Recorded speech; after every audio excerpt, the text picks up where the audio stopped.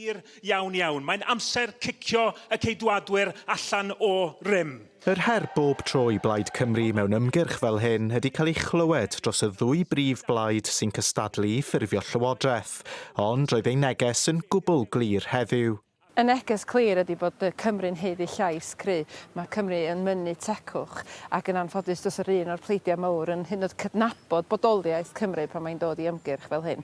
A mae'r angen wan i bobl Cymru sylweddoli na dim ond un plaid fydd yn rhaid i buddianna nhw'n gyntaf.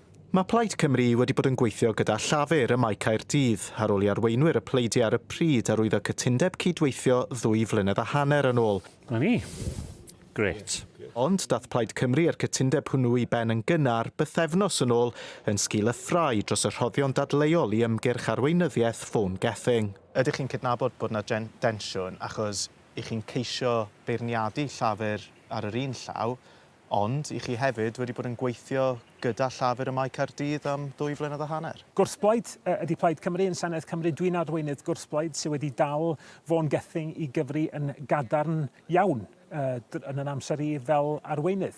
Yn gwaith ni ydy gwneud yn siŵr yn Herma San Steffan, yn bod ni yn cael gwared ar y cydwadwyr ac yn dal Llywodraeth Lafur hefyd i gyfri am yr holl anwybyddu maen nhw wedi wneud o Gymru dros y blynyddoedd ac yn parhau i wneud. Fe enillodd y blaid 4 sedd nôl yn 2019, ond mae newidiadau'r ffiniau etholaethol yn golygu y gallai hi fod yn anodd i'r blaid ailadrodd y gamp yna.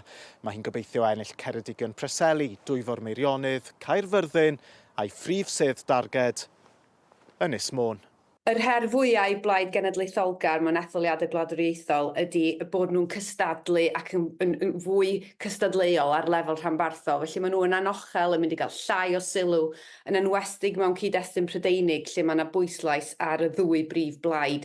Felly mae'n her fawr cael y sylw ac mae materion fel newid etholaethau yn cael effaith ac mae'n creu yr ansicrwydd ychwanegol na o sut mae pethau'n mynd i fynd.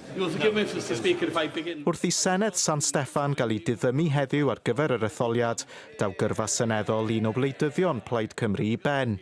Mae Hywel Williams wedi bod yn aelod seneddol ers 2001. Yr her yw blaid nawr ydy ceisio sicrhau y bydd ganddi wynebau newydd yn hir cyffredin wedi'r etholiad.